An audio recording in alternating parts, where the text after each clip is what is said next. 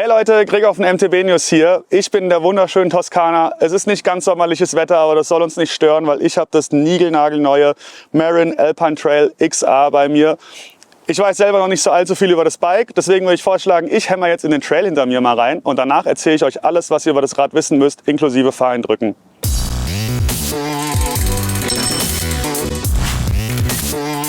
Ich bin zurück aus Italien in meinem Arbeitszimmer und Studio und ich konnte nicht nur einige Runden, Touren und auch Bikepark-Labs mit dem Alpine Trail fahren, sondern habe ich natürlich auch schlau gemacht über die ganzen Features und will euch da mal ein bisschen was erzählen. Also es ist ein komplett neu entwickelter Alurahmen, wie man sieht, ziemlich dynamische Rohrform, ja, von Grund auf neu entwickelt, auch mit einem neuen Hinterbau. Multitrack 2LT nennt Marin das, ist im Prinzip einfach ein ganz normaler Viergelenker, bedeutet wir haben jetzt hier in der Kettenstrebe unten eben so ein Horstlink genanntes Lager mit einem virtuellen Drehpunkt. Marin sagt, dadurch hat man weniger Anti-Rise, den konnte man senken, das bedeutet die Bremse sollte theoretisch, quasi wenn man auf der Bremse steht, weniger Einfluss auf das Fahrwerk haben, das sollte freier arbeiten. Zum anderen verspricht man sich davon mehr Gegenhalt in der Federwegsmitte, ist auch so ein Buzzword, dass man ein bisschen aktiver fahren kann, das Rad eben nicht so durch den Federweg durchrauscht. Der ganze Rahmen ist insgesamt hochgradig anpassbar. Unten hier in dem neuen Drehpunkt haben wir einen kleinen Flip-Chip, mit dem kann man das Tretlager ein bisschen absenken oder anheben, Low- oder High-Modus.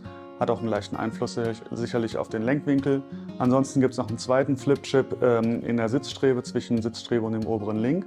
Der ist dazu da, um entweder ein 29 Zoll Hinterrad einzubauen oder eben ein 27,5 Zoll Hinterrad. Ausgeliefert wird das Marin Alpine Trail immer als Mallet Bike mit einem 29 Zoll Vorderrad und einem 27,5 Zoll Hinterrad. Man kann es wie gesagt aber auch als 29er umbauen und fahren. Damit noch nicht genug, es gibt auch noch so einen speziellen Steuersatz, mit dem kann man den Lenkwinkel um 0,75 Grad verstellen. Ein bisschen flacher oder ein bisschen steiler, der ist insgesamt aber schon auf der ganz schön flachen Seite. Ansonsten hat der Rahmen auch ein Staufach, gehört da mittlerweile irgendwie zum guten Ton, heißt bei Marin Bearbox. Hat eine relativ kleine ovale Öffnung, aber ist trotzdem super löblich, sowas an einem Alurahmen zu sehen. Und darauf haben wir natürlich einen Flaschenhalter, es sollen in alle Rahmengrößen 700 Milliliter Flaschen reinpassen. Und wir haben noch eine extra Werkzeugaufnahme unter dem Oberrohr. Marin bietet das Alpine Trail in insgesamt 3 Ausstattungsvarianten und einem Rahmenset an. Letzteres natürlich erstmal die günstigste Variante für 1.900 €, kriegt man das Rahmenset plus Dämpfer. Ist preislich ein ganz attraktiver Deal auf jeden Fall. Die Komplettbikes fangen bei 3.500 € an für das günstigste Rad und bei nicht ganz 6.000 € ist Schluss bei dem teuersten Rad. Was ihr hinter mir seht, was ich getestet habe, ist die mittlere Variante, kostet ein bisschen über 5.000 € und hat auf jeden Fall eine ziemlich interessante Ausstattung, weil wir haben hier echt ein absolutes High-End-Fahrwerk mit einer RockShox Zap Ultimate und einem RockShox Super Deluxe Ultimate Coil. Da haben sie wirklich nicht gespart. Und dazu gibt es dann aber so, ich würde sagen, Mittelklasse-Komponenten, eine SRAM GX 12-fach Schaltung, eine SRAM DB8 Mineralölbremse mit 4 Kolben. Also nicht das High-End-Zeug, aber auf jeden Fall was gut hält und gut funktioniert. Und halt super viele hauseigene Komponenten, wie die Laufräder, das komplette Cockpit, die Sattelstütze. Ist alles von Marin selbst, aber dadurch erreicht man eben diesen ja, recht attraktiven Preispunkt von 5.000 € für ein Rad, das auf jeden Fall auf richtig harte Trails mitgenommen werden kann und dabei ein geiles Fahrwerk bietet. Kommen wir mal zur Geometrie. Marin bietet das Alpine Trail in insgesamt 4 Größen an, von S bis XL.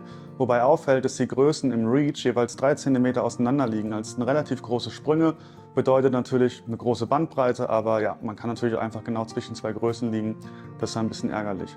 Die Größe M, die ich hier getestet habe, hat 455 mm Reach im tiefen Tretlager-Setting und außerdem einen super flachen 63 Grad Lenkwinkel. Das ist schon echt Downhill-Bike-Terrain, muss man sagen. Den kann man, wie gesagt, noch um plus minus 0,75 Grad flacher machen. Also das ist echt super flach.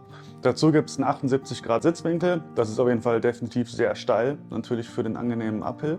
Und 442 mm lange Kettenstreben, ist so mittellang. Relativ modern, würde ich sagen. Und das Tretlager ist um 14 mm abgesenkt gegenüber der Hinterradachse.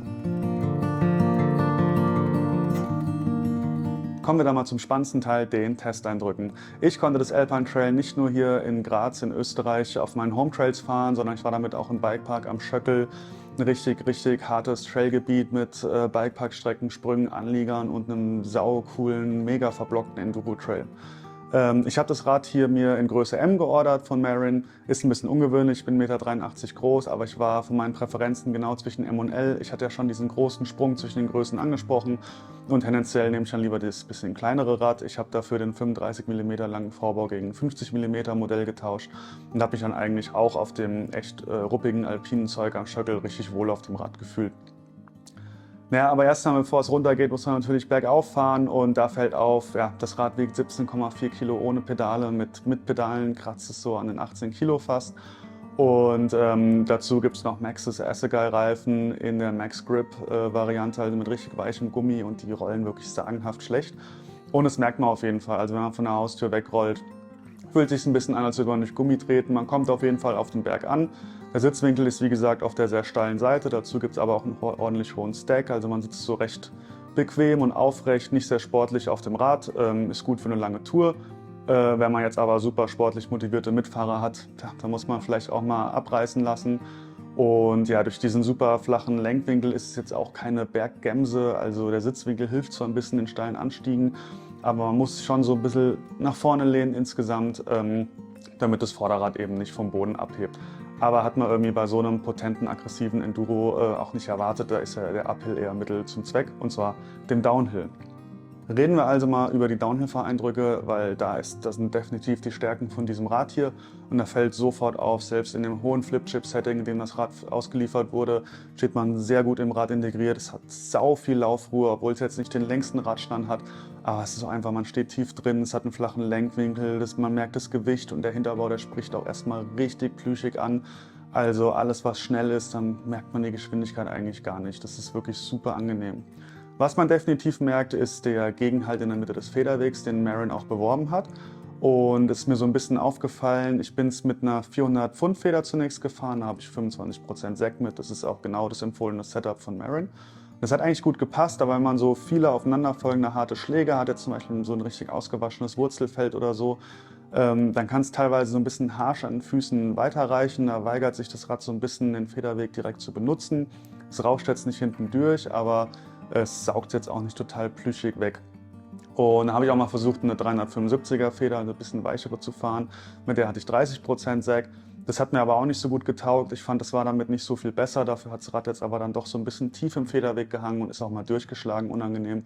Bin ich also wieder aufs härtere Setup gewechselt, bin tendenziell eine etwas offene Dämpfung gefahren. Das HBO, also das Hydraulic Bottom Out vom Dämpfer, auch einen Klick in Richtung offen.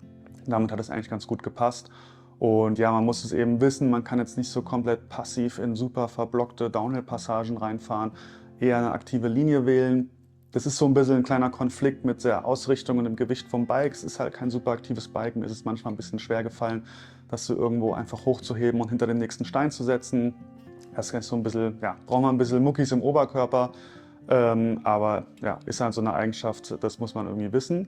Dafür richtig daheim ist dieses Enduro-Bike auf ausgebauten Strecken und definitiv im Bikepark. Also man kann damit, wie gesagt, gut einen Berg hochfahren, aber man kann damit definitiv in den Bikepark fahren. Es ist einfach insgesamt ein ja, auf Haltbarkeit gemachtes Rad. Es hat sau viel Laufruhe, es geht richtig geil um die Kurve und damit meine ich jetzt nicht so Fichtenslalom Off-Camber, sondern eher entweder ein fetter Anlieger oder eine geile Rut, und dann kann sich da richtig reinwerfen, man steht tief im Bike drin, noch mehr in dem flachen Flip-Chip-Setting, das fand ich schon echt cool auf richtig steilen, harten Strecken. Man merkt von dem gesenkten Anti-Rise eigentlich nichts, insofern, dass die Bremse jetzt keinen großen Einfluss hat. Also das Rad fährt sich auf der Bremse gut, man kann richtig hart in Sektionen reinknallen und es springt auch gut ab, da merkt man den Gegenhalt dann positiv. Es ist jetzt kein super poppiges Rad, was ich würde wieder sagen so ein bisschen am Gewicht liegt, aber ausreichend Speed vorausgesetzt und einen schön geshapten Absprung und man fliegt mega weit in die Luft. Hat da natürlich eine sehr ruhige Flugbahn und setzt auch wieder gut auf, also das war kein Problem. Da hat es mir auf jeden Fall getaugt, deswegen würde ich sagen, es ist so ein bisschen ein Bikepark-Enduro und nicht unbedingt das für die super verblockte EWS-Strecke. Das ist im Prinzip auch schon so ein bisschen mein Fazit. Es ist wirklich ein insgesamt durchdachtes Rad mit vielen coolen Features. Ich finde die Anpassbarkeit echt löblich. Ich finde den Stauraum im Unterrohr sau cool. Auch wenn man in den Park fährt, dann macht man halt eben einen Snickers rein oder was weiß ich. Oder Flickzeug kann man immer gut gebrauchen. Ich finde die Verarbeitung auch voll in Ordnung. Ich habe, wie gesagt, ein paar Flipchips mal umgebaut, Dämpferfedern getauscht, alle Bolzen mal raus. Es gibt Räder, wo das alles noch ein bisschen smoother und schöner geht, aber nichts hat geklappert, alles ging gut zusammen und auseinander wieder. Der Lack sieht noch okay aus, da kann man nicht meckern. Einziger kleiner Wermutstropfen ist, ich habe die Hinterradfelge leider ziemlich zerdellt. Kann auch ein bisschen Pech gewesen sein, ist auch nicht das erste Mal, dass es passiert. Ich habe auch einfach einen dicken Stein mitgenommen, also sollte man jetzt nicht zu viel Wert drauf legen. Aber sonst, ja, ein echt schick aussehendes Rad mit vielen coolen Features. Leider halt ein bisschen auf der schweren Seite. Und wer jetzt so Vollgas racen will damit, für den könnte der Hinterbau vielleicht teilweise ein Mühe zu harsch sein. Das sollte man auf jeden Fall wissen. Ist vielleicht eher so für denjenigen, der sich nicht entscheiden kann, ob er am Wochenende eine kleine Tour tritt oder Bikepark Labs hämmert. Ich hoffe, das Video hat euch gefallen. Noch viel mehr Infos, noch mehr Details und so weiter findet ihr wie immer in unserem Artikel. Der ist hier unter dem Video auf jeden Fall verlinkt. Ansonsten ja, lasst ein Like da, drückt was aufs Glöckchen, was man eben alles so machen muss. Geht auf den Kanal, guckt euch noch mehr Videos von uns an. Wir haben super viele Reviews und immer super aktuellen Kram. Und ja, lasst auch einen Kommentar da, wie es euch gefallen hat.